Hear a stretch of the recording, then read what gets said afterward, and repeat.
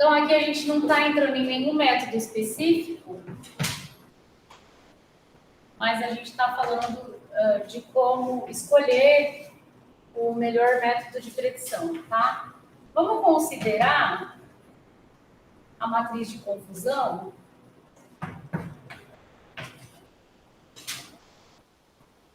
Nesse caso aqui, para y em 0, 1. Mas a gente pode estender essa matriz de confusão para qualquer número de classificações de categorias que você pode classificar o y, tá? Então, você tem a classe verdadeira,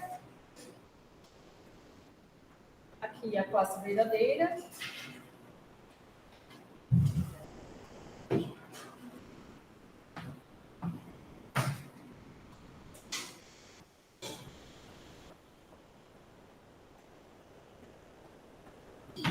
e aqui a classe predita.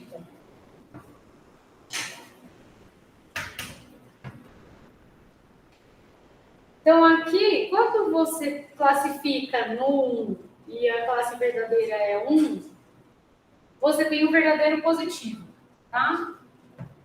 Então, aqui no livro, ele está colocando mais e menos, mas eu vou colocar 1 e 0, eu prefiro, tá?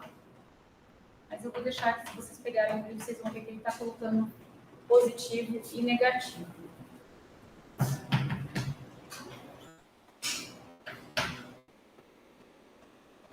Aqui você tem o verdadeiro negativo, né? Quer dizer, a pessoa não tem a doença e o teste deu negativo. Então, esse é o verdadeiro negativo, tá? Aqui você tem o falso positivo, né?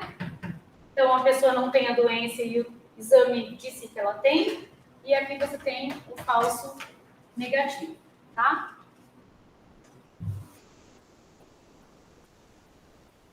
E aí as métricas, elas são definidas com base nesses verdadeiros positivos, verdadeiros negativos, falsos negativos, tá? Então, a taxa de acerto ou acurácia total, vou colocar então a taxa de acerto ou acurácia de uma certa G como o número de acertos.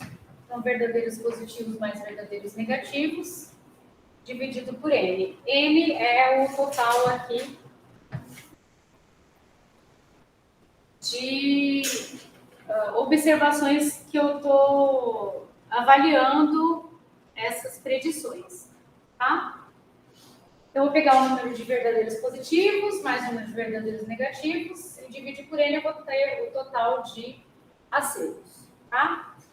A taxa de erro total é do jeito que eu tinha falado lá, né? Então, falso positivo mais o falso negativo dividido por N, tá? A precisão, então, se vocês usarem o PyCaret, vai aparecer, eventualmente, algumas dessas métricas de desempenho, tá? A precisão de G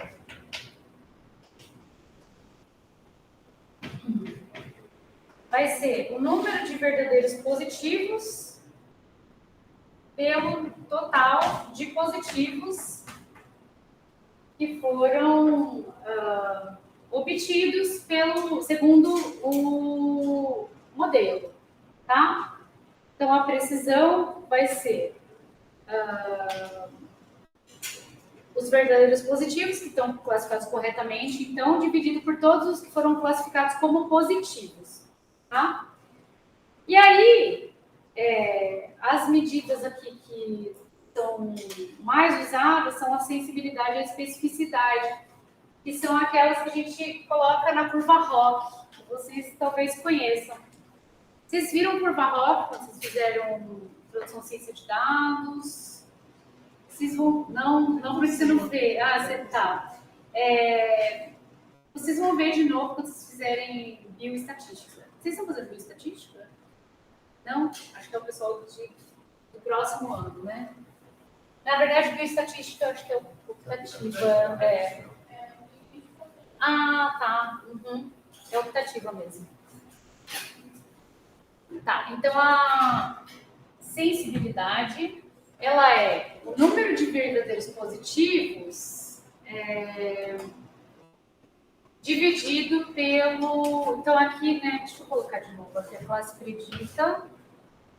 Então, eu estou dividindo o verdadeiro positivo pelo total aqui de verdadeiro positivo mais falso negativo. Ou seja, verdadeiro positivo é o número de acertos na classe positiva. Tá? Então, eu tinha tantos pacientes doentes, 200 pacientes doentes, eu acertei a classificação de 180 e errei 20, tá? Então, ele estava doente e o meu exame deu negativo. Então, é o número de acertos na classe positiva, tá? É o verdadeiro positivo dividido pela soma de todos que estavam na classe 1, tá? E a especificidade eu vou olhar o número de verdadeiros negativos dividido pelo... Deixa eu ver se é falso positivo mesmo. Isso. Então, aqui é verdadeiro negativo mais falso positivo. O número de verdadeiros negativos dentre todos os que eram negativos, tá? Então, a especificidade é a minha taxa de acerto nos que não estavam doentes, por exemplo, tá? Vamos supor que eu tinha 50 pacientes doentes e o teste deu negativo em somente 30 e nos outros deu falso positivo, tá? Então, assim, o que a gente quer é um preditor, classificador, que tenha sensibilidade alta e especificidade alta também. Ou seja, eu quero acertar nos dois casos. Eu quero acertar o máximo possível para os positivos e para os negativos. Ou seja, para o real 1 e para o real 0, eu quero que o máximo de valores na minha tabela esteja na diagonal, tá? Que é o verdadeiro positivo e o verdadeiro negativo. Então, eu quero ter menos gente possível aqui no falso positivo e no falso negativo. E o maior número possível de pessoas no verdadeiro positivo e no verdadeiro negativo. Tá? Então, a sensibilidade, ela vai medir o número de verdadeiros positivos dentre o total de positivos reais, e a especificidade vai medir o total de negativos dentre classificados, né, como negativos, dentre todos os negativos que eu tinha na minha base de dados, tá? E a curva ROC é a curva que vai me mostrar, então, qual que é a sensibilidade e a especificidade para cada